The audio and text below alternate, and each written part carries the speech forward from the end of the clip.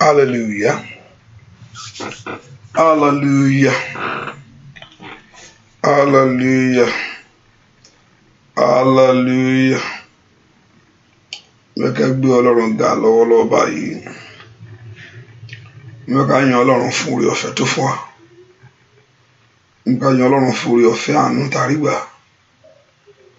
Mẹ́ka yan Ọlọ́run fún oore ọ̀fẹ́ ògo àtẹwà rẹ̀ lórí ayé wa. Mẹ́ka yan Ọlọ́run fún oore ọ̀fẹ́ àánú ètò fún ayé wa sẹ́. Ẹ ká dúpẹ́ lọ́wọ́ Jésù pé Jésù máa ṣeun lórí ayé wa, ó máa ṣeun. Ẹni máa Ísírẹ́lì ó máa ṣeun. Aláàbò Góṣẹ́nì ó máa ṣeun. Ọba tí ń pa Ísírẹ́lì mọ́, tí ń pa àwọn tí ẹ mọ́, ó máa ṣeun fún oore ọ̀fẹ́ yìí. Ẹ ká dúpẹ́ lọ́wọ́ Jésù yìí pé Jésù máa ṣeun. Maya gadabo shikatayaba. Bí Ọlọ́run ga, lift your voice and bless him. Bẹ́ẹ̀ kó wọn yìn sẹ́ níbikíbi tá a bá wà lọ́wọ́lọ́wọ́ báyìí. I want you to exalt him and praise him for the grace. Bẹ́ẹ̀ kó dúpẹ́ fún àǹfààní nítorí gbà níwájú rẹ̀ lálẹ́ alẹ́ yìí. I know that you are at midnight. Thank him, thank him, thank him, thank him, thank him, thank him. Dúpẹ́ lọ́wọ́ rẹ̀. Bẹ́ẹ̀ kó gbé Ọlọ́run ga bá tí ò fi ọ́ sílẹ̀. Bẹ́ẹ̀ kó gbé Ọlọ́run yìí ga. Alágbára ní Síónì mú yàn ọ́. Jésù agbé ọ̀gá mẹ́kálì bó ṣe kárí àwa.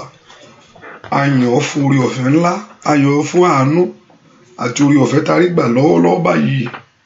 Ọmọ Ọlọ́run fẹ́ kó gbé Ọlọ́run ga mọ́sùn o, mọ́sùn o. Dúpẹ́ lọ́wọ́ Jésù bó mọ̀ ṣeun o. Ó ṣeun lórí ayé mi gbogbo.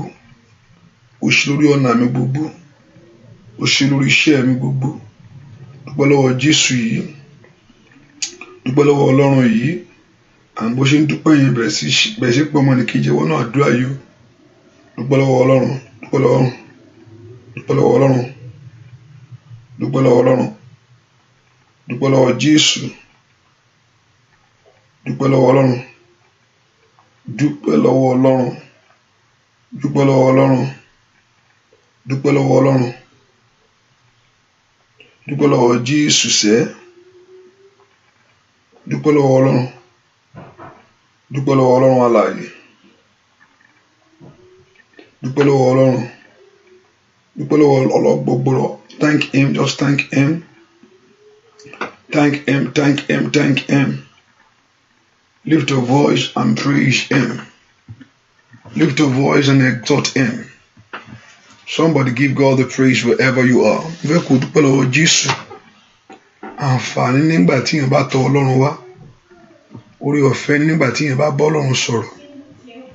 Dúpẹ́ lọ́wọ́ Jésù ọba tó fún ọ láǹfààní wọlé láti mọ ojúbọ rẹ̀. Dúpẹ́ lọ́wọ́ Ọlọ́run, dúpẹ́ lọ́wọ́ Ọlọ́run. Olúwa ṣé, mo dúpẹ́ o. O ṣé, o ṣé, o ṣé, o ṣé, o ṣé, o ṣé. Bàbá mi ò mọ̀ ṣe é. Dúpẹ́ lọ́wọ́ Ọlọ́run, bàbá mi ò mọ̀ ṣe é. Ọlọ́run tó pọ̀ ní pátágbára ò mọ̀ ṣe é. Ọlọ́run tó pọ̀ ní pátágbára ò mọ̀ ṣe é. Ẹlẹ́mọ̀ Ísírẹ́lì ò mọ̀ ṣe é. Ọlọ́run mi ò mọ̀ ṣe é. Agbára mi ò mọ̀ ṣe é. Ipá mi ò mọ̀ ṣe é. Ìrànlọ́wọ́ mi ò mọ̀ ṣe é. Lift your voice and bless the Lord. Lift your voice and glorify the Lord. Lift your voice and celebrate him.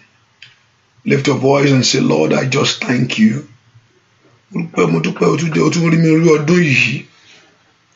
Ọ̀pọ̀lọpọ̀ ló fẹ́ rí bí kò ń ṣe orí ọ̀fẹ́. À ń lórí gbà o. Just lift your voice and bless him. Ìbẹ́ kò gbé Ọlọ́run ga. Lift your voice and appreciate him. Lord, I appreciate you. Lord, I thank you. Lord, I glorify you. Lord, I honor you. Just thank him. Jehovah God, I give all praise to you. Somebody lift your voice and bless the Lord. Somebody say to him, Mo dúpẹ́ o, mo dúpẹ́ o, mo dúpẹ́ Ọlọ́run mi, mo dúpẹ́ alágbára mi, mo dúpẹ́ gbogbo, dúpẹ́ àánú tó péye, dúpẹ́ dúpẹ́ dúpẹ́ dúpẹ́ dúpẹ́. Ọba tó jẹ́ kí ìmọ̀ ọ̀tá àti ìfẹ́ ọ̀tá ṣe lórí ayé rẹ sẹ́. So just lift your voice and just bless the Lord. Father, I bless you. Mo dúpẹ́ fún ètò rẹ fún mi. Níbi tó ti ń bá mi bọ̀, ibi tó ti ń bọ̀ ọ̀bọ̀ dúpẹ́ lọ́wọ́ rẹ̀ sẹ́. Ibi tó ti ń bọ̀ ọ̀bọ̀, thank him. Ibi tó bá ẹ dé, lift your voice and thank him. Stick to the Lord has started with you to this moment. Just celebrate him and glorify him. Father, I worship you. Lord, I worship you. Lord, I worship you. Exalt him. Jehovah God, I exalt you. I exalt you, Emmanuel. Mo gbé ọ̀gá, mo gbé ọ̀gá, mo gbé ọ̀gá, mo gbé ọ̀gá, mo gbé ọ̀gá. Mo dúpẹ́ lọ́wọ́ Jésù. Mo gbé ọ̀gá, I lift my voice to praise. I lift my voice in praise. Lift your voice and thank him.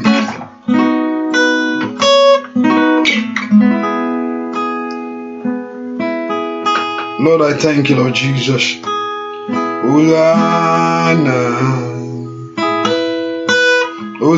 Hosanna, Hosanna in the highest. Hosanna,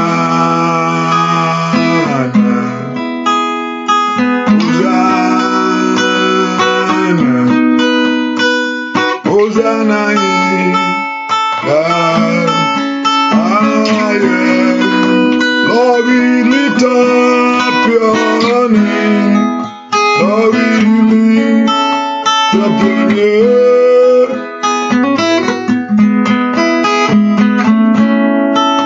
With our full of praise, we exalt the Lord my God. Hosanna in the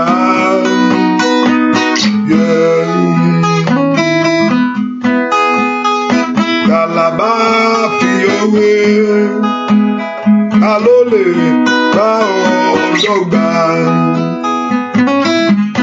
Ta la bá fi ọ́ wé? Ta ló lè dá ọ dọ́gba? Ọlọ́run tó jọ Ọlọ́run lọ, ta la bá fi ọ́ wé? What is the time?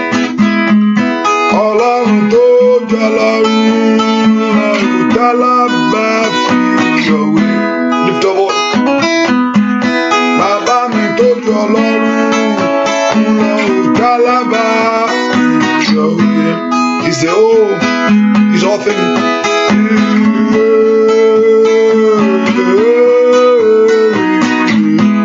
Lift up voice. Ọlọ́run tó jọ Ọlọ́run lọ, ta la bá fi ọ́ wé? Lift up voice and play. Ọlọ́run tó jọ Ọlọ́run lọ, ta la bá fi ọ́ wé? Lift up voice. Ọlọ́run tó jọ Ọlọ́run lọ, ta la bá fi ọ́ wé? Ọlọ́run tó jọ Ọlọ́run lọ, ta la bá fi ọ́ wé o. Lift your voice and just exalt him. Lift your voice. There's no one to compare with him. Kò sẹ́ni tó dàbí rẹ̀. Òbí rẹ̀ ta ló dàbí ẹ̀ o? Alágbára bí rẹ̀ o, ta ló dàbí rẹ̀ o? Alágbára ọba tó gbé ògo kárí ògo láti inú ògo wá nínú ògo. Ọlọ́run ìgbà, Ọlọ́run gbogbo bí rẹ̀ alágbára bí rẹ̀ o, ta ló dàbí rẹ̀ o? Alágbára bí rẹ̀ o, ta ló dàbí rẹ̀ o? Kábíyèsí ọba tó gbé ògo kárí ògo láti inú ògo wá nínú ògo. Ọlọ́run bẹ́ẹ̀, Ọlọ́run bẹ́ẹ̀, ó Ọlọ́run bẹ́ẹ̀ mímọ́. Mo fẹ́ kó gbéga, mo fẹ́ kó yìn. Ọ̀tá àgbà tó ń ṣọdún last year, ìṣẹ̀lẹ̀ ló ti ṣẹlẹ̀ tí ọ̀tá ò fẹ́ kó o tiẹ̀ tú lọ́dún yìí. Ṣùgbọ́n Ọlọ́run ò gbà fún wọn. Ó ṣí ọba tí ò gbà fún ìmọ̀ ọ̀tá lórí ayé rẹ̀ ṣẹ́ o. Óyá óyá óyá óyá óyá óyá óyá. Mo gbólúwa ga kó lórí. Lift your voice and worship him. Ó tóbi. Ẹ gbólúwa ga ó tóbi. Ó tóbi. Gbéga, gbéga, gbéga, gbéga, gbéga o, lórí o. Gbogbo Olúwa ga ó tóbi. Ó tóbi. Ó yá sẹ́. Gbogbo Olúwa ga ó tóbi. Ó tóbi. Olúwa ó tóbi. Ó tóbi. Gbéga, gbéga, gbéga. Gbéga, gbéga o, lórí o. Gbogbo Olúwa ó tóbi. Ó tóbi. Ó yá dúpẹ́ lọ́wọ́ Jésù. Ẹ̀gbọ́n Olúwa ó tóbi.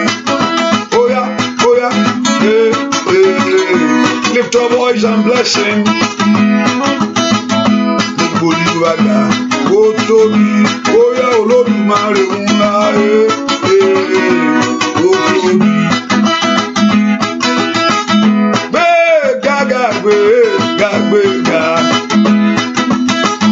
Gbéga gbéga ó tóbi ó olùwàgà ó tóbi.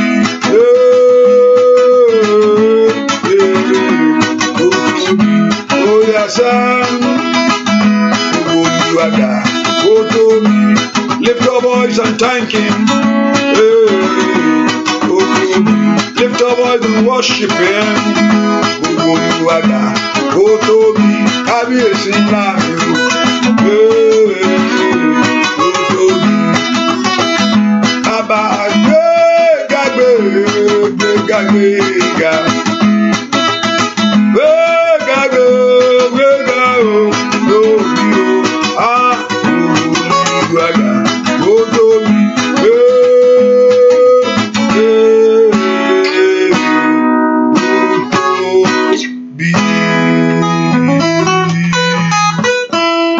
Just exalt him, just lift your voice and worship him. Bẹ́ẹ̀kú gbéga tọkàntọkàn, bẹ́ẹ̀kú yìn, tí yẹn bá yìn Ọlọ́run, ìyanu máa ń ṣẹlẹ̀ nínú ayé yẹn. When you praise him, you receive your miracle. When you thank him, you receive the desires of your heart. So mo fẹ́ kó gbé Ọlọ́run ga, mo fẹ́ kó yìn Ọlọ́run bí tó wáyé. I want you to lift your voice and bless the Lord. Ọba tó fún ọ láǹfààní láti rí ìmọ́lẹ̀ alààyè. Ọba tó jẹ́ kó rí àárọ̀ yìí, ìwọ tó bá ti ní àárọ̀ tẹ́gbẹ́ àárọ̀ alẹ́ méjì wa má wọrí, ṣáà dúpẹ́ lọ́wọ́ Ọlọ́run bẹ́ẹ̀. Ìwọ tó ti wà láàárọ̀ yẹn, dúpẹ́ lọ́wọ́ Jésù pé Jésù mà ṣeun. Ó jẹ́ kí rí ìmọ́lẹ̀ àárọ̀ yìí, ó jẹ́ kó ọdún yìí tuntun ṣojú mi. Dúpẹ́ lọ́wọ́ Ọlọ́run pé ó mà ṣeun. Lórí ilé mi ó mà ṣe, lórí ọmọ mi ó mà ṣe. Lift your voice and just bless the Lord. I want you to thank the Lord. I want you to thank him. Father, I appreciate you. Father, I exalt you. I lift my voice in praise to you. You are the reason that I'm standing. You are the reason all in me. Ìwọ lágbára, ìwọ nípa mi àti ìrànlọ́wọ́ mi gbogbo. Ìwọ níbi ìsádi ayé mi. Mo máa gbé ọ̀gá nítorí oore tó ṣe lórí ayé mi. Somebody thank him. Somebody appreciate the Lord. Give thanks to him. What a mighty God that we serve. Ọlọ́run tó ní agbára lọ́wọ́, ọba tó lóhun gbogbo lódùlódù, ọba tó fi ọ́ sílẹ̀, ìbẹ̀rẹ̀ ohun gbogbo, ìparí ohun gbogbo, ipá wa, agbára wa, ìrànlọ́wọ́ wa. Dúpẹ́ lọ́wọ́ Ọlọ́run, ọba tí ń dáàbò bò ọ́. The Lord that is with you, your strength, your place of power, your place of refuge. He is alone that is worthy to be praised. Can you give it to him? Can you give honor and glory to him? He is worthy of all praise. Exalt him wherever you are. Lift your voice in praise to your God. He is mighty God. Thank you, Lord Jesus. I thank you for what you are doing. I thank you for what you will do in my life. Thank you for great things. Thank you for great things in my life today. Lord, I thank you. Be thou exalted, Father. In Jesus' name, we pray. Let's say, Lord, I run to you. Olúwa mo sátọ̀ wá. Lord, I run to you. Olúwa mo sátọ̀ wá, gbà mí lágbàtàn. Save me, O God. Olúwa mo sátọ̀ wá, Olúwa gbà mí lágbàtàn. Àgbàtàn là ń gbọ̀lẹ̀, ẹ̀mí mọ́ gbà mí. Àgbàtàn là ń gbọ̀lẹ̀, ẹ̀mí mọ́ gbà yé mi. Bẹ́ẹ̀ kó porúkọ Jésù bí tó wà. Ẹni mọ́ Ísírẹ́lì, àgbàtàn là ń gbọ̀lẹ̀, ẹ̀mí mọ́ gbà mí. I want to lift your voice to God. Lord, save me. I run to you. Àgbàtàn là ń gbọ̀lẹ̀. Àgbàtàn là ń gbọ̀lẹ̀ o. Ọ̀lẹ tó bá mọ ibi tó sá lọ ni o. Ọ̀lẹ tó bá mọ ibi tó sátọ̀ lọ ni. Àgbàtàn là ń gbọ̀lẹ̀, Olúwa gbà mí. Somebody lift your voice and pray. The Lord should rescue you. Àgbàtàn là ń gbọ̀lẹ̀, mọ́ gbà yé mi. Àgbàtàn là ń gbọ̀lẹ̀, Olúwa gbà mí. Ẹ̀yin ogun ọ̀run ẹ gbà mí, ẹ má jẹ́ n jìyà. Orúkọ Jésù. Àgbàtàn là ń gbọ̀lẹ̀, ẹ̀yin ogun ọ̀run ẹ gbà ayé mi. Let the host of heaven save you. Let the host of heaven deliver you. Let the host of heaven rescue you. Àgbàtán là ń gbọ̀lẹ̀ Ọlọ́run mi o. Ó yá gbà mí tọmọtọmọ. Orúkọ Jésù dáadáa. Èèyàn kan gbàdúrà. Àgbàtán là ń gbọ̀lẹ̀. Kí Ọlọ́run kó fọ́ mi tọ́. Kí Ọlọ́run kó tú ọ sílẹ̀ bí tọ́ àwọn ọmọ. Tó bá lè mú odidi èèyàn sínú ìkòkò. O bá gbàdúrà. Tó bá lè gbé odidi èèyàn bó ṣe tó. Tó gbé sínú ìkòkò. Tó gbé sínú ìkòkò odidi èèyàn. Tó gbé sínú ìkòkò. Ẹ̀yin ogun ọ̀run ẹ gbà mí. Orúkọ Jésù dáadáa. Àgbàtán là ń gbọ̀lẹ̀. Ó yẹ gbà mí tọmọtọmọ. Orúkọ Jésù yìí. Ogun yìí ò gbúdọ̀ bá wọ 2018. Ipò tó wà yìí kò gbúdọ̀ bá wọ, kò tó ọbẹ̀ wọ̀ ọ́. Ohun tó fẹ́ nínú ayé rẹ kò gbúdọ̀ tẹ̀lé ọmọ. Ó bàkà yàbá ó ṣàtàyàbá. Things that you don't want in your life should not follow you. Things that you reject in your life should not be part of your life. Ohun tó kọ̀ nínú ayé rẹ kò gbúdọ̀ bá ayé rẹ dọ́gba mọ́. Orúkọ Jésù sẹ́, àgbàtán là ń gbọ̀lẹ̀. Ẹ̀yin ogun ọ̀run ẹ gbà mí. Somebody lift your voice and pray. I hope you are praying wherever you are. The Lord should rescue you. The Lord should deliver you. The Lord should rescue things that you don't want in your life. Things that you reject in your life should not follow you anymore. Oh, the position that you are in today that you don't want, the Lord should bring you out of it. Somebody lift your voice and pray. Àgbàtán là ń gbọ̀lẹ̀. Ẹ̀yin ogun ọ̀run ẹ gbà mí. Let the host of heaven rescue. Let the host of heaven rescue at this midnight hour. Let the host of heaven rescue at this midnight hour. Rapelu sitaliaba. Limbredo kopalu zikatayaba. At this midnight hour, somebody lift your voice to God. At this midnight hour, Lord rescue me.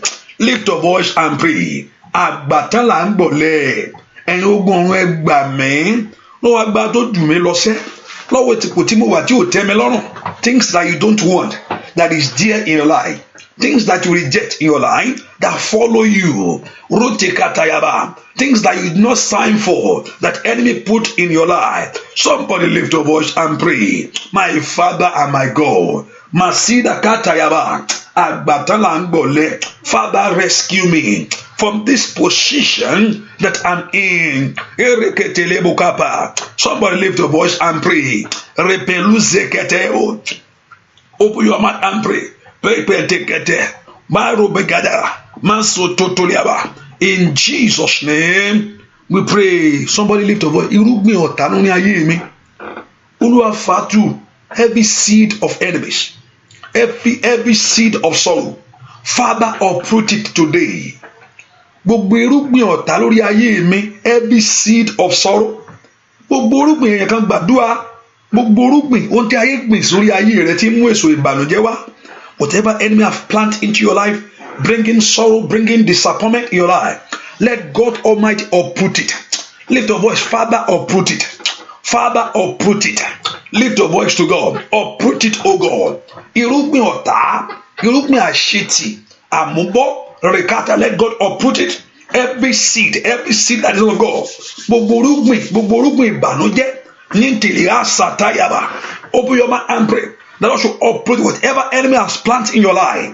Whatever enemy has planted in your home. Èyí tán fi òru ṣe sórí ayé rẹ sẹ́. Ìgbòkòtò yà ohun tí a fi òru gbè. Whatever the enemy have used at midnight to plant into your life. Rabbe pausha tayaba. Milude kepido hote. Robelu sute kayaba. Maira kitayo. In Jesus' name we pray. I just want you to know that there's no time that enemy are not doing their own meetings. Truly, many of us we are assigned at truly midnight prayer is powerful. Rather, I believe every prayer is powerful if you pray in faith. But I also can say sometimes there's something that works in the night. Why? In the night is that in the night God made it for everyone to sleep. Ọlọ́run ṣe alẹ́ kí gbogbo èèyàn sùn ni. That's how it's powerful.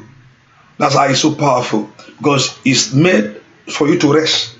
The day to work. So now when you are praying at midnight, you are reversing the time. You are changing the time. You are changing the atmosphere for you to rest. That's why you pray at midnight. There's no, I believe every prayer is powerful. If you pray at midnight and there's no faith in it, you better go. Then you are deceiving yourself. But one thing that you are doing, midnight was made for you to sleep. Oru, when you are reversing, you are changing. And also, the enemy knows at midnight, they carry a lot of things out at midnight because they know that you are at rest. Even though sometimes when God wants to speak to you, He wants to talk to you when you are sleeping. Because there are a lot of activities in the days that can distract your attention. Activity, when you are sleeping, God Himself God instruct your life. God talk to you at midnight. So devil also know the power of it at midnight. When you are resting, when you are sleeping, when you are relaxing, so you know how to strike. So that's why I say we pray at night and also we will pray in the day. I want you to lift your voice and pray. Whatever that been done in my life, when you look at your time, say, I'm not at midnight, don't worry. If you are in America, we are coming back to your own time. By 1 a.m. again in the morning, we are praying again. I know those in London, I believe you are at work by then. So I combine. If you are at midnight, whatever that have been done at midnight, if you are in the noon, pray. If whatever the enemy has performed at noon, at day in your life, and you go where far too. Ohun tó fi òru ṣe, ohun tó fi alẹ́ ṣe, ètí ọ̀tọ̀ ń gbìn sórí ayé mi, ẹ̀yin ogun ọ̀run ẹ fàtú. Borúkọ Jésù, Olúwa fàtú, let God uproot it. Ohun tó fi òru ṣe, whatever they have used at midnight to plant into my life, whatever the enemy have used at midnight to plant in the life of my children, whatever the enemy has used to plant at midnight in my life, let God uproot it today. In the name of Jesus, open your mouth and pray. Open your mouth and pray. Whatever that enemy has planted into your life, in the name of Jesus, my Father, uproot it. In Jesus' name, we pray. Listen, if you are praying for breakthrough, you must overcome first before you have a breakthrough.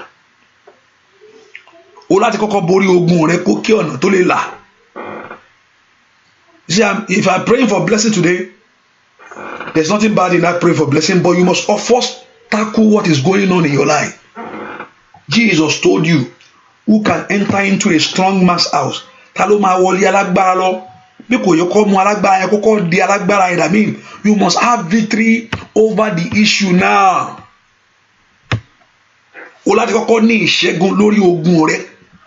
Before the victory. Because why? Because you can't have the money. Those people are waiting, they don't want you to have it. Those that are around you, they don't want you to move forward in life. Satan himself, so you must have victory over every satanic plan. Listen, there is power in your hand. The Bible says we overcome him by the word of our testimony, by the power of the blood and the word of our. Satan has been defeated. When Christ's blood was shed on the cross of Calvary, Eshu ati borí ẹ parada Sátánì ati borí ẹ ìṣẹ́gun ati ní ìṣẹ́gun lórí ẹ. That's why Jesus said in his word, all power has been given to me. All power, not only on heaven alone, on earth. He said all power has been given to me in heaven and on earth. He took the power from Satan. The power that Adam gave to him. Adam gave Satan the power, gave Satan, he signed up the deed to him, because God gave Adam the dominion over earth. Even though, remember, God sent Satan out of heaven and he created, so even though I send you out of heaven, I will put somebody to be your leader, even though when I send you to. So God created Adam and gave him dominion on the earth. He gave him dominion, he created him and gave Adam the dominion to rule over Satan too. But because of disobedience, Adam gave the power and fún Sátánì, the dominion that God gave him. He said, rule and have dominion. He gave him the sign of the deed. But nothing we can do. Jesus came to shed his blood, to take away the dominion from Satan. He said, gbogbo agbára ti fún mi láyé àti he said all power has been given to me. Ibo lágbára tó wà. Jésù bá sọ pé gbogbo agbára ti fún mi láyé àti lọ́run. So he has all the power. Gbogbo agbára jẹ́ ti Jésù. Gbogbo agbára jẹ́ t'Olúwa. Torí pé mo ti jẹ́ ti Jésù. Gbogbo agbára ti jẹ́ tèmi. That's why at the mention of the name of Jesus Christ, he said every knee must bow. Those in heaven, those on earth, and those under the earth. Thomas Dani orúkọ Jésù, ó ní kí gbogbo eku kó wólẹ̀ ní. Wúlíà aṣàtàyàbá, orúkọ Jésù dáadáa. Lift your voice and pray. Whatever the enemy has planted in my life at midnight. Let God uproot it today. Let God uproot it today. Orúkọ Jésù sẹ́, ohun tí a ti gbìn sínú ayé mi lóru, ohun tí ọ̀tá ti gbìn sínú iṣẹ́ mi, Ọlọ́run fàátù lónìí. Ọwọ́ àṣetìtáyé gbìn sínú ayé mi lóru. Ráyà pàlìàbà ní ọ̀sán gangan ni ohun tá a ti ṣe sínú ayé mi èyí tí ń bá mi lò gbà tí ń bá mi lò ọdún rọ́pẹ̀ ló tekete that follow your life, that follow your step, that follow every area of your life, whatever the enemy has planted in your life, that follow you around. Ohun tí èyí tó ń bọ̀ ṣọdún ọdún tuntun wà yìí o ó lé adé àbókò pé làbá sàtà. You are now in another year, another Christmas. Another Christmas is coming again. Oh Makatayala. Whatever that enemy has planned into your life, ohun tí a ti gbè sórí ayé mi, ọba náà gbàdúrà, ẹ̀yin ogun ọ̀run ẹ fàdúrà, gbàdúrà lórúkọ Jésù Kristi, Olúwa wa. I keep on saying this, mo ń rí kíní yìí, pé èèyàn odidi èèyàn tó wà nínú òkùnkùn, I've mentioned it already, odidi èèyàn tó wà nínú òkùnkùn. Ẹ porúkọ Jésù, Olúwa fọ́ ìkòkò náà kó tú mílẹ̀ kó odidi. I'm talking like a whole woman being in a pot. That means somebody, if all woman being in a pot, that means you cannot move. There's no one that can be in a pot and that person can move. You can't exercise freedom. If somebody was put in a pot and tàbá gbé sínú kòkò, kò lè ní òmìnira, inú ìnira ló wà. Wọ́n pàṣẹ ní orúkọ Jésù Ọlọ́run tó rán mi níṣẹ́ o. Ẹnikẹ́ni tá bá gbé sínú kòkò tí ayé sọ sínú kòkò tó gbé sínú kòkò bó ṣe ń gbàdúrà yẹn ní orúkọ Jésù kí ogun ọ̀run kó fọ́ ìkòkò náà kí ìwọ gán mọ̀ pé lójú ẹsẹ̀ kí ìwọ gán mọ̀ pé ìtura dé bọ́ lójú ẹsẹ̀ tó wà yẹn. Mo pa ní àṣẹ ní orúkọ Jésù ti Násárẹ́tì pé kí ìwọ gán mọ̀ pé ìtura dé bọ́. Ìwọ ìkòkò tí ayé dé sí ẹ lára tí a gbé ọ sí kó fọ́ kí ìtura kó dé bọ̀. Let that be total freedom to die in the name of Jesus. Let that be total freedom and total liberty. Why the power is still a kaida? Why the orikaya? Ẹnikẹ́ni tó bá gbé ọbẹ̀ kò bá jẹ́ tó jáde nínú rẹ̀ ní orúkọ Jésù kó lè àárẹ̀ power is still a kaida. Tó bá jẹ́ tó jáde nínú ẹ̀ ló fi àfọwọ́ rẹ̀. That means anyone that ẹni tó bí ọ wáyé tó ní ọ tó tọpọ̀ òun ní ọ òun tó wá sí wòrán máa fi ẹ́ ṣe. That put it there. Ẹni tó ẹ̀ pọ̀ ò bá jẹ́ tó ní ọ ló gbé ọ ń bẹ̀ pé òun lòun ní ẹ òun dẹ̀ lè gbé ẹ síbi tó bá fẹ́ ibi tó bá wẹ̀ lòun dẹ̀. I can put you anywhere I want to. I can put you anywhere I like. I can put you anywhere.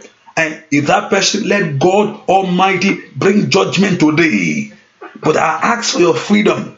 Mo bèrè fún ìtúsílẹ̀ tiwọ́ ní orúkọ Jésù. Ibikíbi tá a bá nínú kòkò tá a gbé ọ sí ní yeboko palisita yaba. Ibikíbi tá a bá gbé ọ sí tó wà.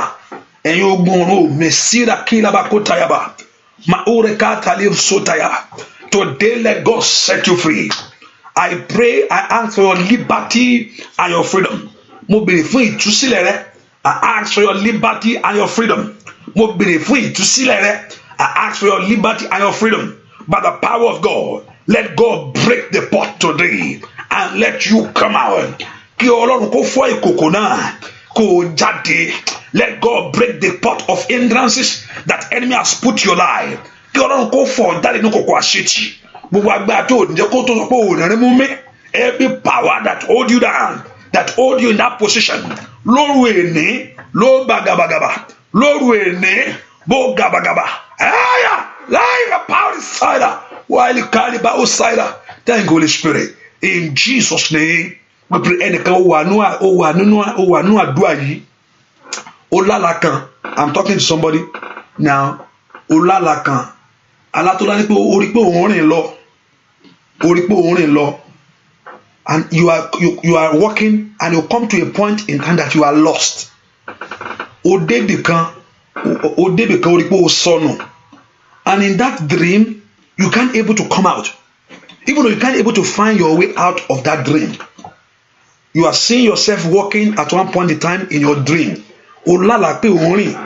Ó wá débì kan at one junction, you find in that dream that you are lost in the dream.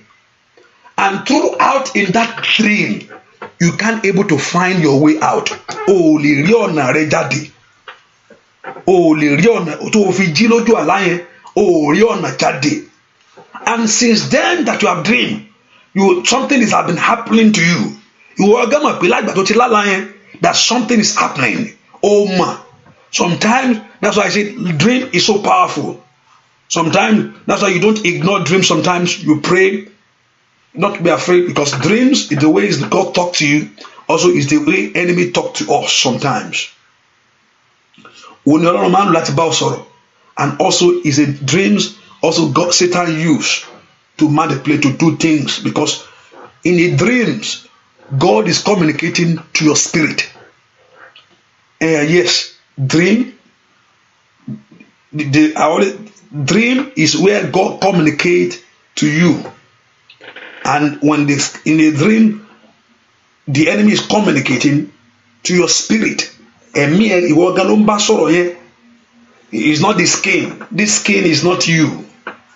This skin, what inside you is the spirit. If you want to know the real you, when you see yourself sleeping, that is the real you. That is the real you. Not this one.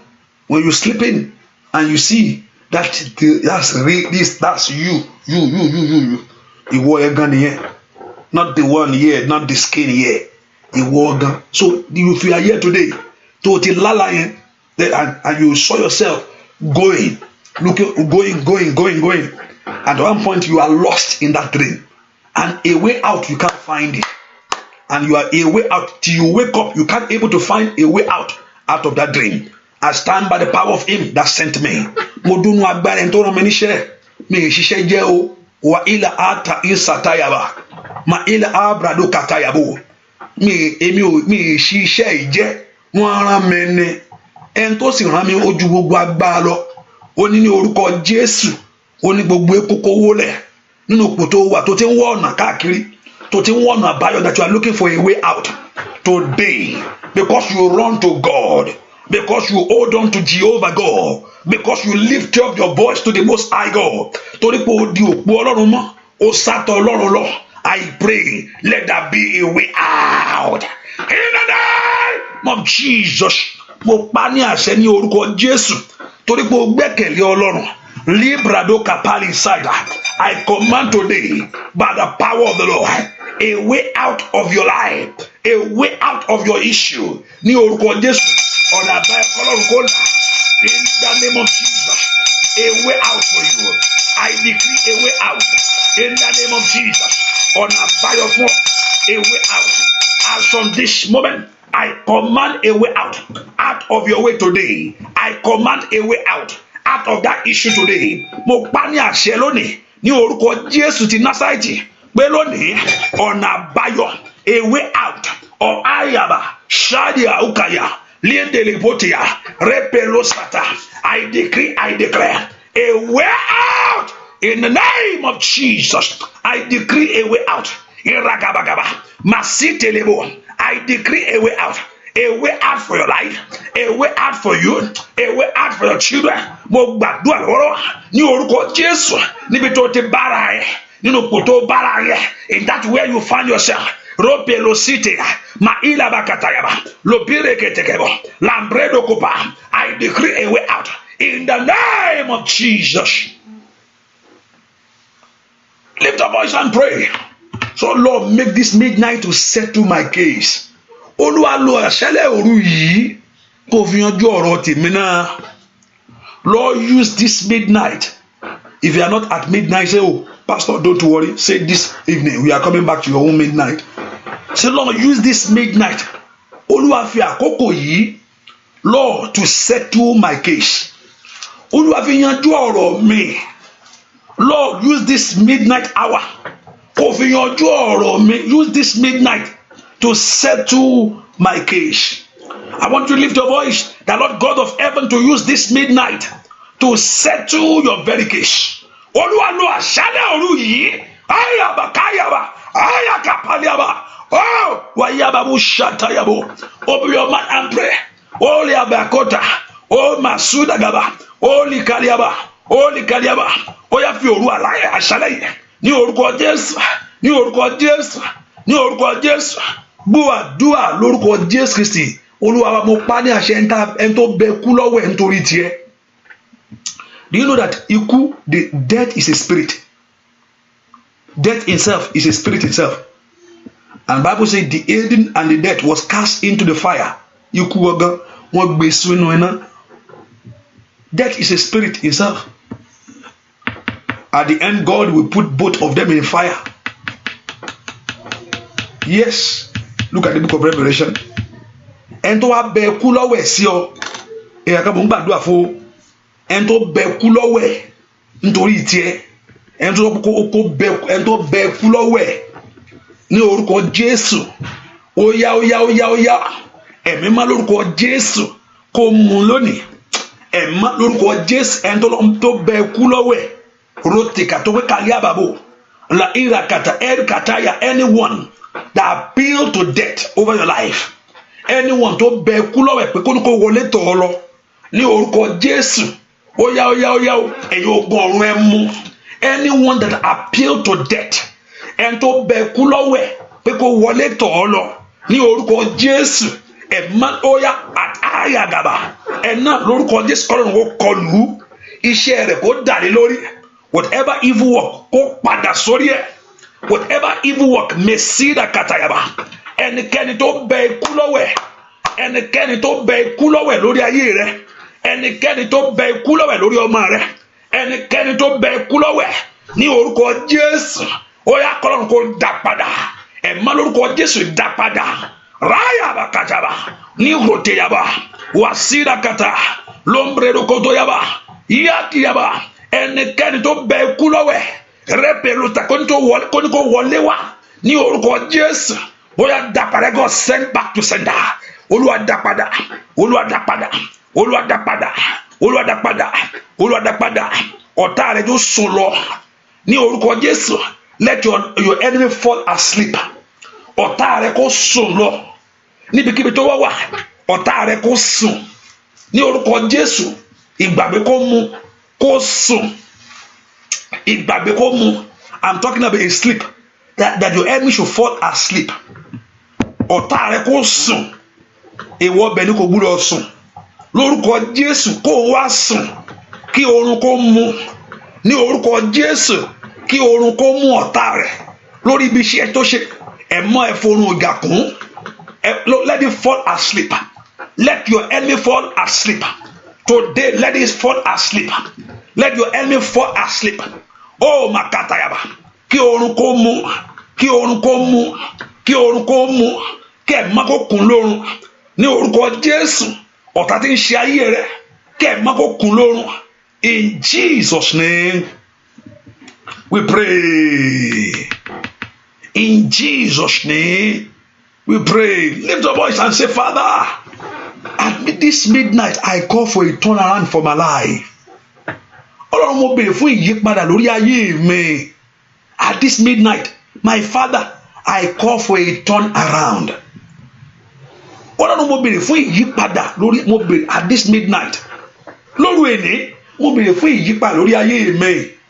Òru at midnight the Lord settled the case of Joseph. The king cannot sleep at midnight. Ọba òru lọ́lọ́run ti bẹ̀rẹ̀ ló ti bẹ̀rẹ̀ iṣẹ́ lórí ayé ẹ̀. Lóru èní yìí Olúwa pàtídà kàtà let there be a change in my life. Ọlọ́run bẹ̀rẹ̀ iṣẹ́ rẹ ní òru èní lórí ayé mi. Let God start a new work. Olúwa bẹ̀rẹ̀ iṣẹ́ ọ̀tun lórí ayé mi lóru ìyípadà. Something a change over my life. Let there be a turnaround. Let there be a turnaround. Lóru èní ni kò bẹ̀rẹ̀ iṣẹ́ ìyípadà lórí ayé mi. Ọlọ́run porúkọ Jésù dáadáa. Ó bá gbàdúrà màá ṣí tàrí kẹpẹ. Gbọ́ àdúrà lórúkọ Jésù Kristi. Olúwa wa, I hope you are not sleeping. If you are not sleeping, say amen. If you are not sleeping, say amen. I can see one sister sitting on the couch there. You are sleeping. Yes. Yeah, you are sleeping. You are sleeping. Oh, you are sleeping. You are. I want you to lift up voice and say, Father, ṣèyanu láyé mi, bàbá ṣèyanu láyé mi o. Ṣèyanu láyé mi, ẹ̀mí mímọ́ ṣèyanu láyé mi, bàbá ṣèyanu láyé mi, bàbá ṣèyanu láyé mi. Ṣèyanu láyé mi, ẹ̀mí mímọ́ ṣèyanu láyé mi. Ṣèyanu láyé mi, ẹ̀mí mímọ́ ṣèyanu láyé mi. Ṣèyanu láyé mi, bóyá ó ṣèyanu láyé mi, bàbá ṣèyanu láyé mi. Láyé mi, ẹ̀mí máa ṣèyanu láyé mi. Ṣèyanu láyé mi o, ṣèyanu láyé mi. Ṣèyanu láyé mi, ẹ̀mí máa ṣèyanu láyé mi. Bóyá ṣèyanu láyé mi, ẹ̀mí máa ṣèyanu láyé mi.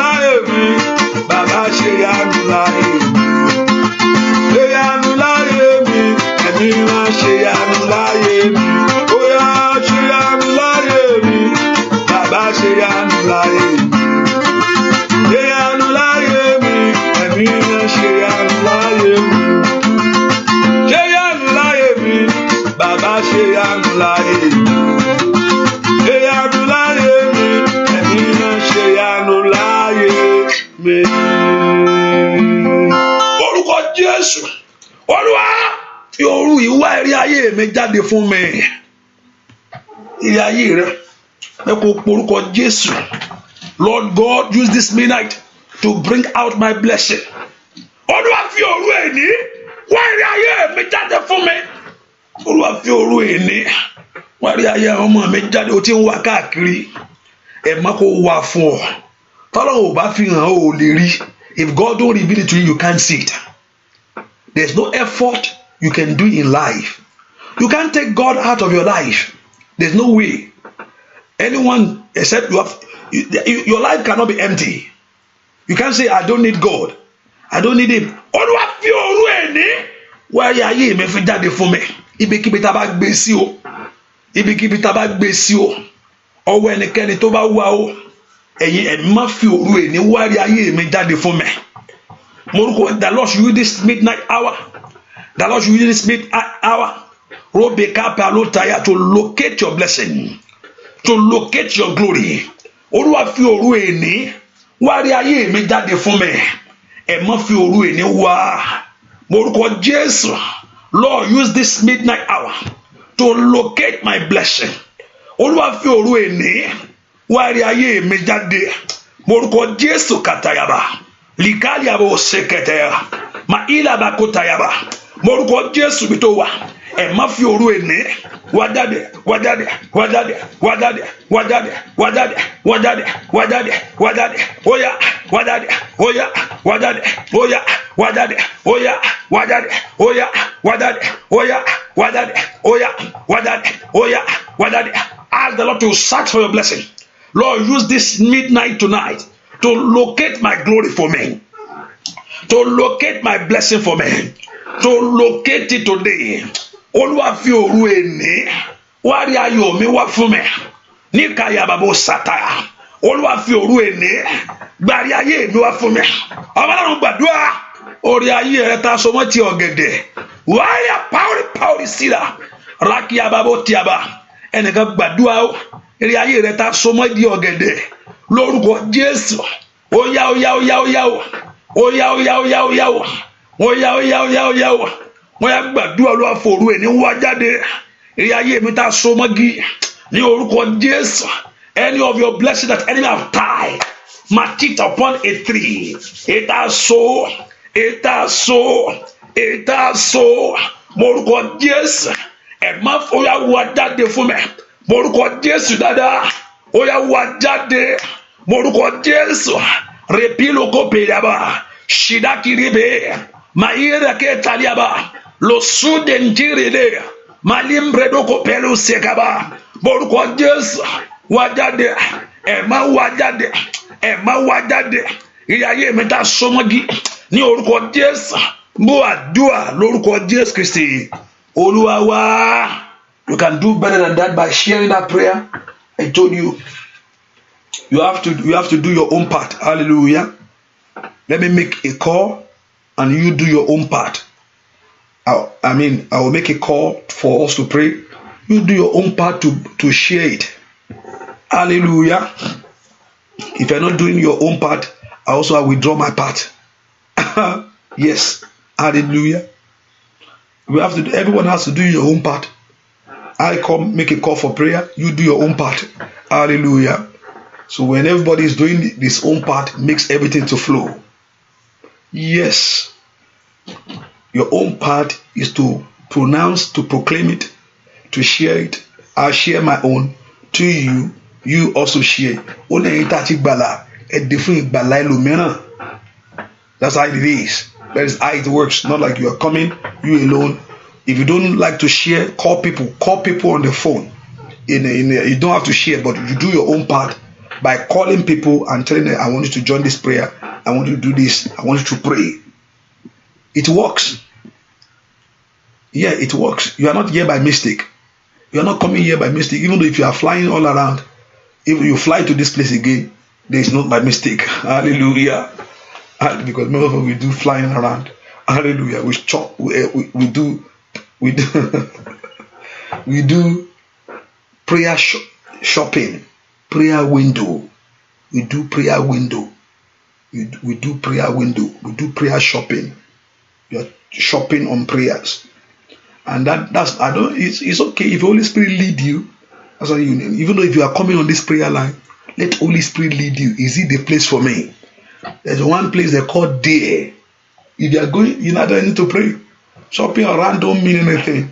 Shopping all around. Don't mean anything. Shopping. Don't take anything away at all. Don't change nothing. You need to ask the God Almighty, where is there?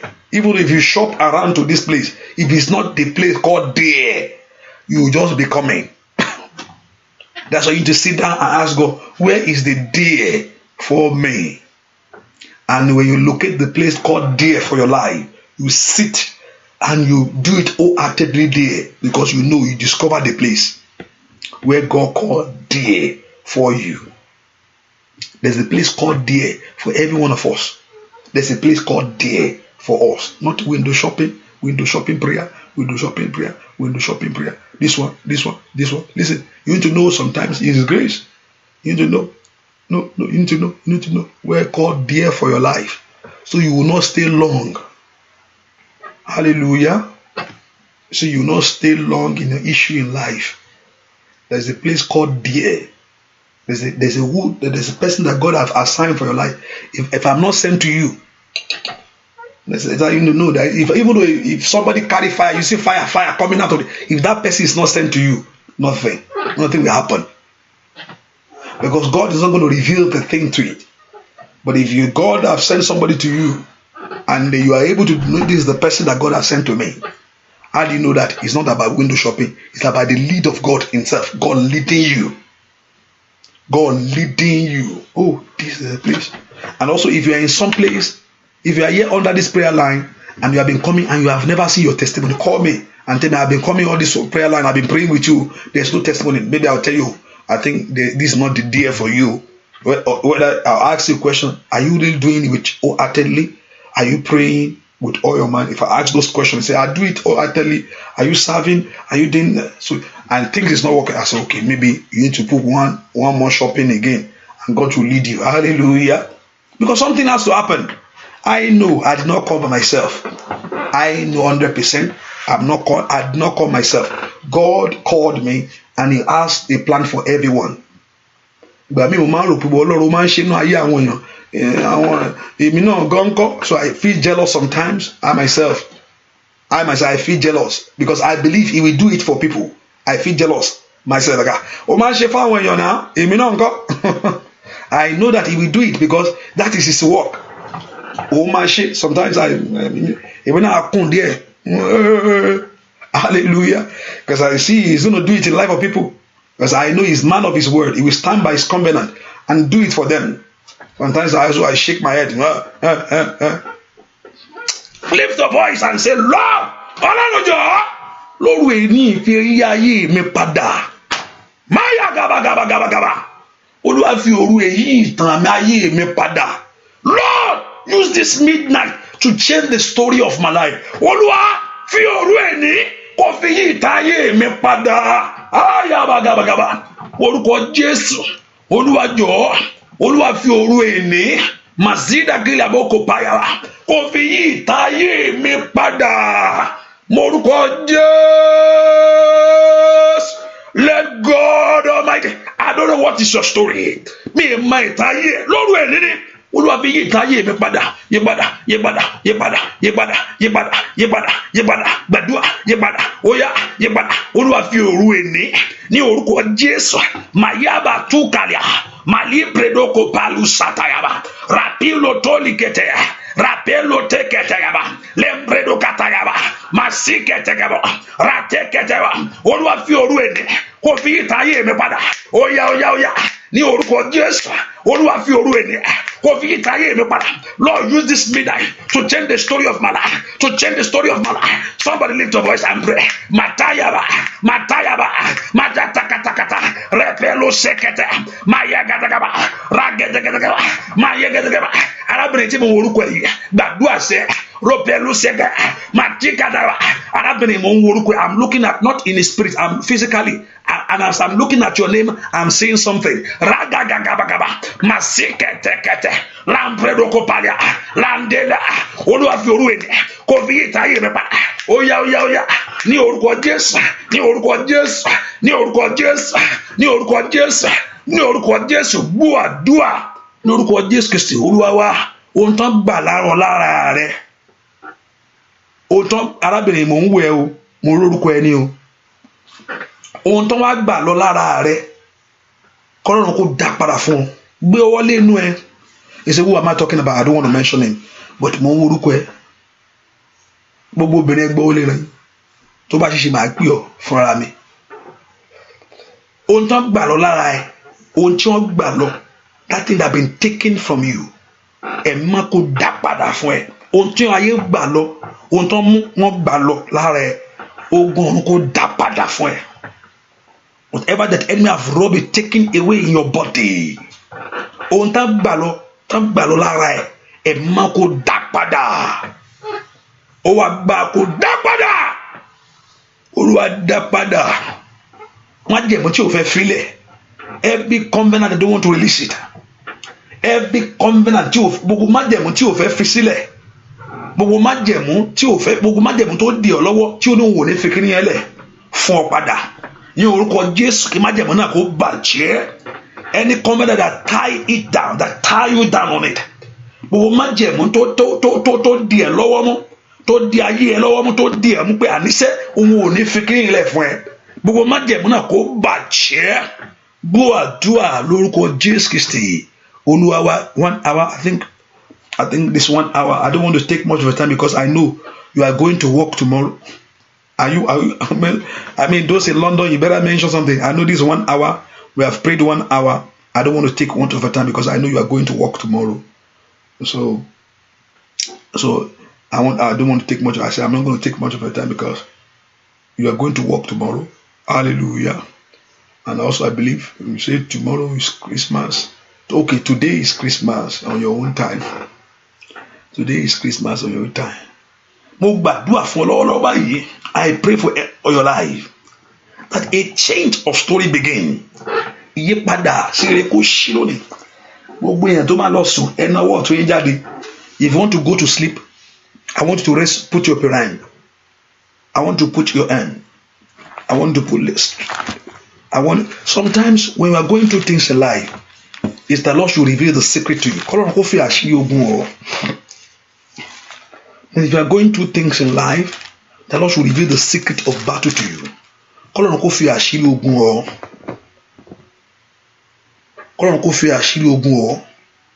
Somebody stretch for the end. Everybody look at it. Psalm 50. Psalm 50.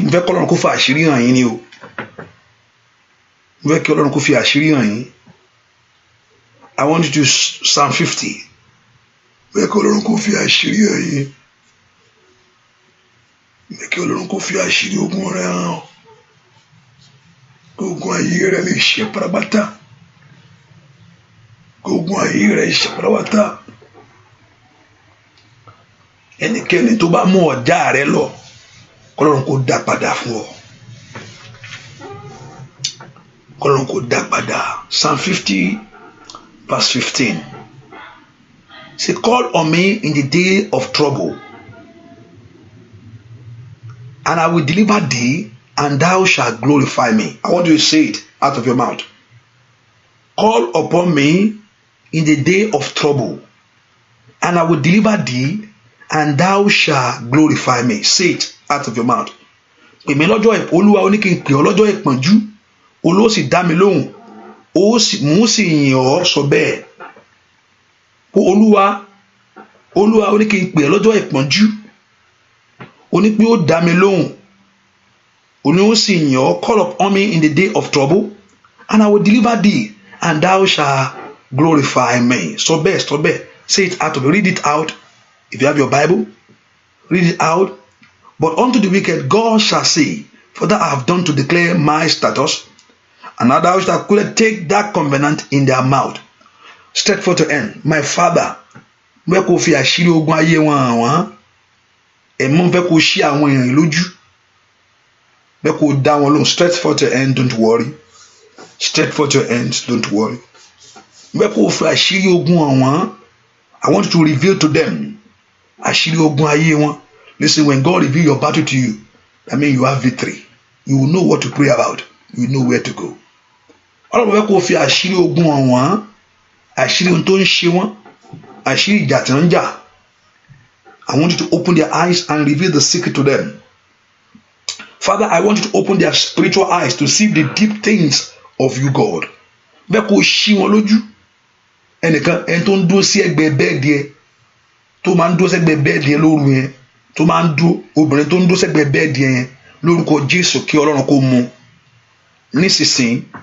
Òjìjí tó ń dúró sẹ́gbẹ́ òjìjí tó ń dúró kí Ọlọ́run kó mú láti sísìn lọ kó mú. Ẹnikẹ́ni tó ń dúró kí Ọlọ́run kó mú. Let the God reveal the things to you. Àṣírí ogun ní orúkọ Jésù. Àṣírí ogun, àṣírí ogun, àṣírí ogun, àṣírí ogun rẹ kọ́lọ́run kó ṣí ọ lójú. The secret of a victory kọ́lọ́run kó ṣí ọ lójú lóru ènìní, lóru ènìní, lóru ènìní, lóru ènìní, lóru ènìní, lóru ènìní, lóru ènìní, lóru ènìní. Àṣírí ogun rẹ kọ́lọ́run kó fún ọ lónìí. Àṣírí ìṣẹ́gun kọ́lọ́run kó fún ọ. Pé kọ́lọ́run kó fa àṣírí ogun ọ nìkan kó tó wá fún ọ ní àṣírí ìṣẹ́gun. Kò yẹ kọ́lọ́run kó fi àṣírí ogun ọ nìkan. Kí ni kí n sọ fún ẹnìkan kí n sọ fún ẹ pé nìsín Olúwa mákàn kí ni kan ṣe ẹ́ ok kí wàá láṣírí kí ni àṣírí ìṣẹ́gun ni ohun tó mátà sí nìyẹn. Kí èèyàn mọ̀ pé ogun ń jàyàn ó dáa ṣùgbọ́n kí èèyàn wá mọ̀ àṣírí ogun yẹn kí èèyàn mọ̀ àṣírí ìṣẹ́gun ló tún wá dáa jù. Wọ́n á pẹ́ nǹkan kan ń ṣe ọ́ nǹkan ń ṣe ẹ́ nǹkan ó dáa. If sometimes also it can create a fear but also to tell you the secret of it. Ok báwo ni ó ṣe jáde nú ẹ̀. Àṣírí ìṣẹ́gun kọ́lọ́run kó fi hàn ọ́. Àṣírí ogun kọ́lọ́run kó ṣí ọ lójú. Kọ́lọ́run kó wá tó wá fún ọ ní àṣírí ìṣẹ́gun. Kọ́lọ́run kó fún ọ ní àṣírí ìṣẹ́gun. Kọ́lọ́run kó fún ọ ní àṣírí ìṣẹ́gun. Kọ́lọ́run kó fún ọ ní àṣírí ìṣẹ́gun.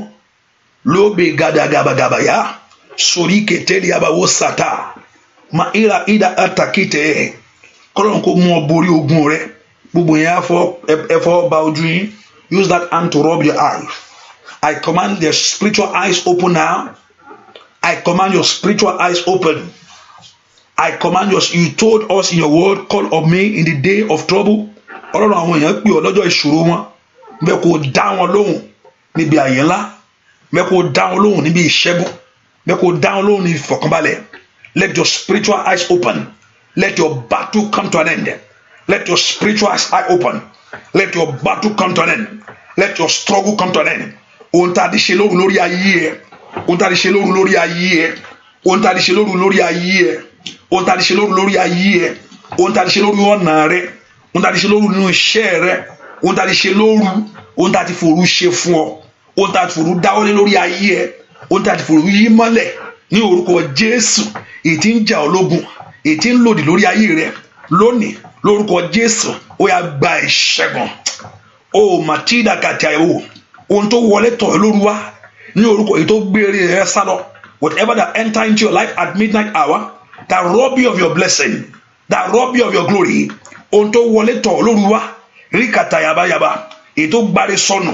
Ohun tó lálàlà lójú àlá lójú ìran ní orúkọ Jésù ìdájí fi jà ọ́ lólè lójú àlá lójú ìran èyí tí ayé ti fi jà ọ́ lólè ní orúkọ Jésù.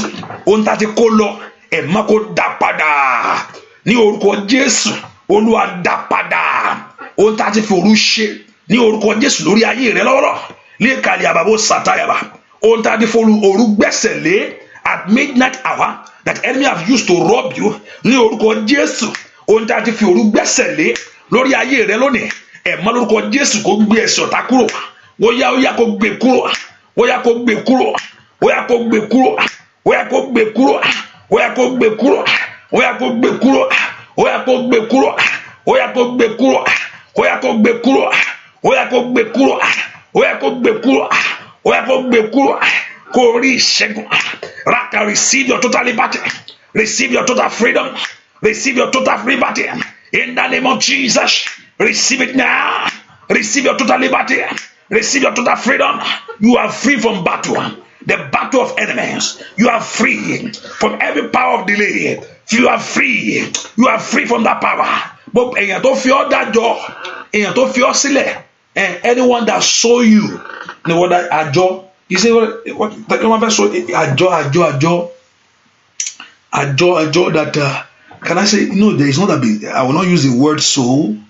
Àjọ ẹni tó fi ọ́ sílẹ̀ that donate you. You say that it's like give you up. Let me use that word. Anyone that gave you up for something evil, pé FM ilé òun ni òun rèé mo filẹ̀ ni today lórúkọ Jésù kọ́lọ́run kó ra ọ́ padà. Let God redeem you. Gbogbo ayé ẹ̀ tá a fi dájọ́ trip okay God kọ́lọ́run kó dá padà lórúkọ Jésù. Kọ́lọ́run kó dá padà. Kọ́lọ́run kó fi ẹ̀jẹ̀ rẹ̀ rà ọ́ padà. Kó gbà ọ́ níbi tá a dá ọ sí. Kọ́lọ́run kó gbà ọ́ níbi tá a dá ọ sí. Kọ́lọ́run kó fi ẹ̀jẹ̀ rẹ̀ rà ọ́ padà sẹ́. Kọ́lọ́run kó fi ẹ̀jẹ̀ rà ọ́ padà sẹ́. Matida katayaba. Ma iradi kete kete yabo. Repetu de kete yaba. Repilo si kete ya. Repelo de kete ya. Kọ́lọ́run kó fi ẹ̀jẹ̀ rà ọ́ padà. Ó yá ẹ̀jẹ̀ Jésù kó ṣì dídí ẹ̀. Ẹ̀jẹ̀ Jésù kó fọhùn fún ọ. Ẹ̀jẹ̀ Jésù kó fọhùn fún ọ níbẹ̀. Ó yá o. Ibi tá a tà ọ sí. Ní orúkọ Jésù. Ẹ̀jẹ̀ Jésù kó rà ọ́ padà. Anywhere that you have been sold. Ropelu tagaba. Ibi tá a tà ọ sí. Ẹ̀jẹ̀ Jésù kó rà ọ́ padà. Ẹ̀jẹ̀ Jésù kó san gbèsè náà. Ó yá kó san. Let the blood of Jesus Christ pay the price. Ẹ̀jẹ̀ Jésù kó san gbèsè náà. Oh my iraba uda. Ẹ̀jẹ̀ Jésù kó san. Mighty power stealer. Ẹ̀jẹ̀ Jésù kó san gbèsè náà. Ó yá o. Ẹ̀jẹ̀ Jésù kó san gbèsè náà. Ó yá o. Ẹ̀jẹ̀ Jésù kó san gbèsè náà. Ó yá o. Ẹ̀jẹ̀ Jésù kó san gbèsè náà. Gbọ́ àdúrà lórúkọ Jésù Kristi. Olúwa wa, àmín. I have handkerchief with me. And after this in my spirit, and I look at my light, I say, I have the white handkerchief. Anyone as it is possible, like if you want to lay your head, if it's possible, get a white handkerchief, fold it. Sometimes I believe strongly, not because I have a handkerchief with me. I just want to be plain and just be real, I wanted to have it a white thing, not handkerchief, anything like white. Fold it. Psalm 42. Fold it. I'm looking at it the way I'm talking to you. Psalm 42. Psalm 42. Fold it. Read Psalm 42 and lay it beside you. Read it up your head. This is what I'm talking about. It's not for everybody, but it's for someone that is here. The Lord God Almighty want to pray your battle to an end. Mo tí mo sọ yìí kò í ṣe fún gbogbo ènìyàn, ṣùgbọ́n fún ẹnìkan tó wà nínú àdúrà yìí tí Ọlọ́run fẹ́ mú ìjà rẹ̀ kó dópin.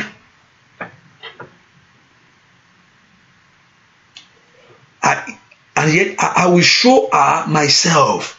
Gbọ́ ohun tí mo gbọ́ ni mo sọ fún yín o. Òun ó fi hàn fún ara wọn. I mean she. Hallelujah. So I can't say this to the person. So everybody put it at work. And you do this. Like as you are laying your head. Listen, I believe in the power of Jesus Christ. I believe in the name of Jesus Christ. I believe it so strongly. I believe it so strongly that it's the name of Jesus Christ we do all things for us. But certain things God wants us to do as a revelation. I don't think about it. I'll just sitting down here. If you ask me about when we start, no, I don't know. Psalm 42. Just fold it, anything, any white thing, 42. Read Psalm 42 and lay it upon you when you lay your head. I think that's not shogun. You could lay your head on it and put it on your head. You will see something the Lord will reveal to you. Let it be a white cloth. Let it be a white cloth. Let it be a white cloth. It can be handkerchief, it can be anything. Let it be white.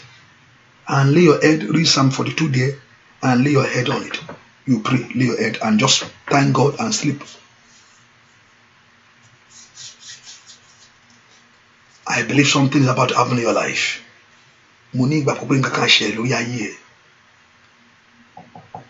Yes, the whole page. Read the whole page. It's very simple. I look at it as the heart panted after the water brooks, so my heart panted after thee. My soul thirsts for God, for the living God. When shall I come and appear before God? My tears have been my meat day and night. Where continue to say to me, where is that God? He said, when I remember this thing, I pour my soul in me. For I have gone with the multitude. I went there to the house of God with a voice of joy, praise with a multitude that has kept their holy day. So it's just a common scripture that you know.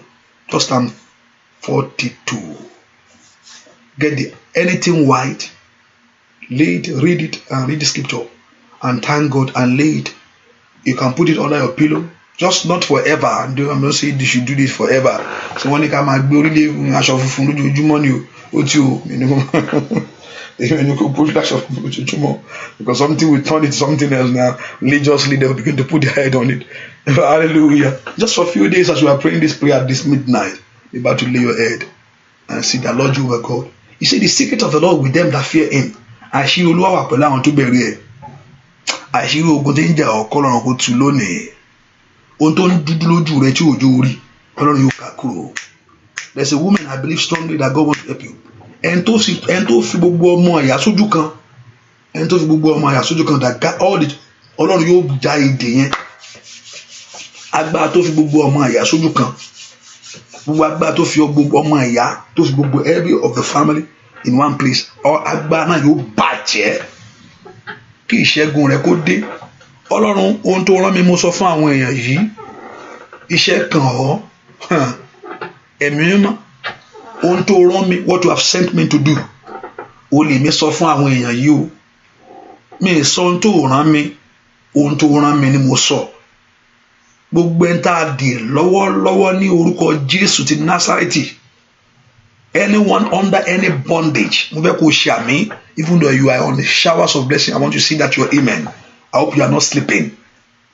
Ẹni tá a dè, ẹnikẹ́ni níbi kí tá a bá ti dè ọ́, lórúkọ Jésù, ohun tí Ọlọ́run rán mi ni mo mú wá fún yín lónìí. Ìdí tó sì pè sí mo pè fún yín. Gbogbo ẹni tá a dè, ìta fi ṣẹ́kẹ́ṣẹkẹ̀ sí lọ́wọ́ ni.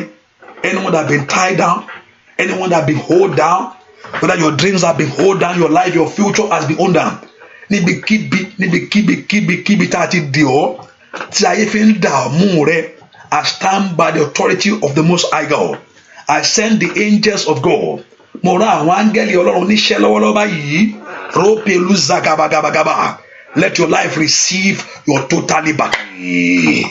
Ibikíbi tá a bá ti dè ayé ẹ, gbogbo agbára tó mú ìràwọ̀ rẹ mọ́lẹ̀ tí ò fẹ́ kó tàn, gbogbo agbára tó fẹ́ máa banú rẹ jẹ́, gbogbo agbára tó ní pé there is no joy for you, there is no joy in your life today. Let the power be destroyed. Orí kó gba ìtúsílẹ̀, orí kó gba ìtúsílẹ̀, orí kó gba ìtúsílẹ̀, orí kó gba ìtúsílẹ̀, orí kó gba ìtúsílẹ̀, orí kó gba ìtúsílẹ̀, orí kó gba ìtúsílẹ̀, orí kó gba ìtúsílẹ̀, orí kó gba ìtúsílẹ̀, orí kó gba ìtúsílẹ̀, orí kó gba ìtúsílẹ̀, orí kó gba ìtúsílẹ̀, orí kó gba ìtúsílẹ̀, orí kó gba ìtúsílẹ̀, orí kó gba ìtúsílẹ̀, orí kó gba ìtúsílẹ̀, orí kó gba ìtúsílẹ̀, orí kó gba ìtúsílẹ̀, orí kó gba ìtúsílẹ̀, orí kó gba ìtúsílẹ̀. Agbára Ọlọ́run kó kàn ọ́. Let the hand of God touch you. Let the power of God touch you. Lẹ́nẹ̀nẹ̀ òtúsílẹ̀ rẹ kó dé. Lẹ́nẹ̀nẹ̀ ọ̀nà àbáyọ kó là. Lẹ́nẹ̀nẹ̀ tó ẹ pé ní ọwọ́ Ọlọ́run ní ìrètí ìṣàn. If truly the hand of God will receive, truly marry, ọ̀pọ̀lọpọ̀ àwọn nǹkan àdúrà wo ló ń gbà gbẹ́nu sọ́n, nǹkan kan máa ń ṣẹlẹ̀ ní kò sí nǹkan kan bí kankan.